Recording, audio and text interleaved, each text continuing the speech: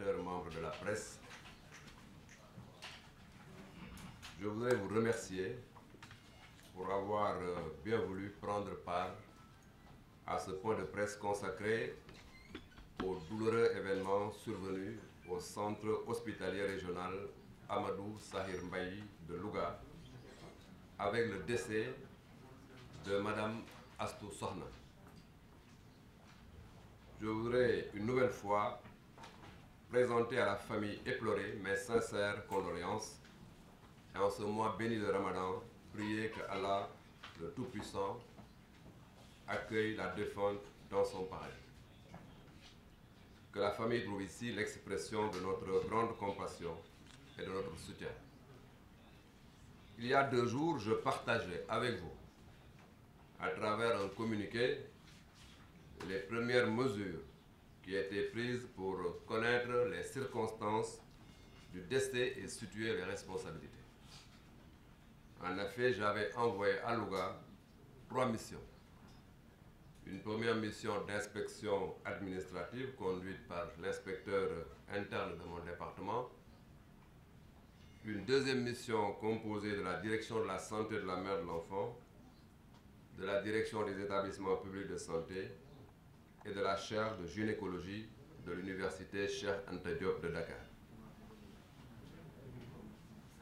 Une troisième mission de soutien psychologique à la famille éplorée, conduite par Madame la directrice générale de l'action sociale. Je voudrais ici partager avec vous les premières conclusions des rapports issus de ces missions. En effet, il ressort que relativement aux antécédents médicaux concernant Madame Astou Sokhna, il n'y avait pas de particularité. En ce qui concerne ses antécédents chirurgicaux, la patiente avait bénéficié d'une césarienne il y a 3 ans, plus précisément le 30 mars 2019 à 4h40 exactement. Cette intervention avait effectivement débouché sur un nouveau-né décédé au 7e jour de vie. Les rapports indiquent en outre que Madame Astou Sokhna était suivie au service de cardiologie et de néphrologie de l'hôpital régional de Louga pour respecter les protocoles de suivi du syndrome vasculo-rénal. Durant sa grossesse, elle a fait 4 consultations prénatales qui n'ont décelé aucune anomalie. Elle a également effectué une visite de suivi le 28 mars 2022 à l'hôpital, au cours de laquelle un bilan préopératoire a été demandé en vue d'une césarienne prophylactique de prudence. Le 31 mars 2022, elle s'est présentée à l'hôpital pour des douleurs abdominopelviennes sur une grossesse de 9 mois, ce qui a motivé son hospitalisation.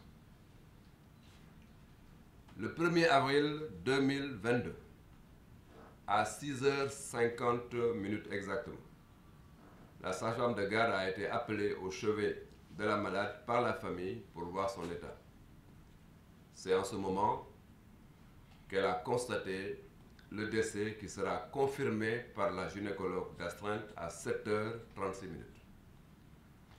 Selon le modèle des 3 retards, qui est un modèle d'audit de décès, le dossier ainsi présenté ne met pas en évidence des éléments en faveur du premier retard, c'est-à-dire une reconnaissance des signes de danger par la patiente, ni du second retard, à savoir l'accessibilité géographique et financière sans particularité. Par contre, on note des éléments en faveur du 3e retard, qui est lié à la structure objectivant un déficit dans la qualité des soins reçus, à type d'insuffisance de diagnostic, c'est-à-dire l'évaluation non optimale du risque et l'insuffisance dans la surveillance.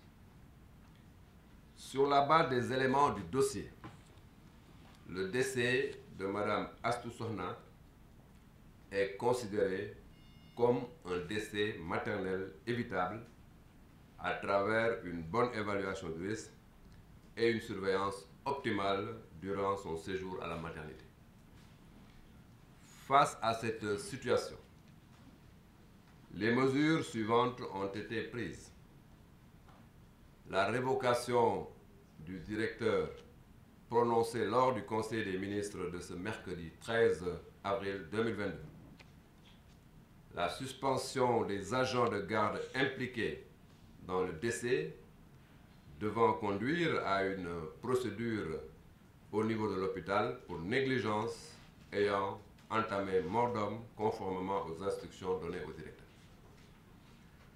Le décès de Mme Astou Sokhna, dans les conditions que je viens de présenter, est une situation très douloureuse, surtout pour la famille. Cependant, elle ne reflète pas l'état global du système de santé, qui ces dernières années a connu des progrès significatifs et réalisé de grandes performances grâce notamment à des hommes et des femmes compétents et dévoués qui, jour et nuit, parfois au péril de leur vie, apportent soins et secours aux populations. Je voudrais saluer la qualité du personnel de santé de notre pays, dont le professionnalisme est reconnu de par le monde. Les données en matière de santé maternelle et infantile en attestent largement. En effet, la mortalité maternelle a baissé. Elle est passée de 392 décès pour 100 000 naissances vivantes en 2010 à 236 décès en 2017 pour toujours 100 000 naissances vivantes. Le Sénégal est d'ailleurs, de ce point de vue, classé premier dans la zone UEMOA. La mortalité infanto-juvénile prend la même courbe, mais aussi la mortalité néonatale. Le gouvernement poursuivra ses efforts pour améliorer ces indicateurs. Nous sommes bien conscients qu'il reste des efforts pour humaniser les structures sanitaires. La prise en charge des patients demeure au cœur des préoccupations car, comme le client est roi, dit-on, dans les structures hospitalières, le patient est roi. Un accent particulier va être mis sur le renforcement de la formation du personnel de santé, surtout en ce qui concerne l'accueil dans les structures. Ainsi, je voudrais rappeler que la santé de la reproduction des nouveau-nés, des enfants et des adolescents demeure une priorité de premier ordre pour son Excellence le Président Macky Sall. C'est la raison pour laquelle le gouvernement met en œuvre le projet Investir dans la santé de la mère et de l'enfant, ISMEA, d'un montant de 70 milliards de francs CFA, qui permettra d'améliorer l'utilisation des services essentiels de santé reproductive, maternelle, néonatale, infantile et de l'adolescent répondant aux normes de qualité. Par ailleurs, le plateau technique des structures sanitaires va être renforcé conformément à notre plan d'investissement en la matière. Dans ce cadre d'ailleurs, il est prévu la reconstruction totale de l'hôpital Aristide Le Dantec conformément aux instructions du chef de l'État. C'est un projet qui fera l'objet très bientôt autour du chef de l'État d'une rencontre avec l'ensemble des acteurs concernés. Je vous remercie de votre attention.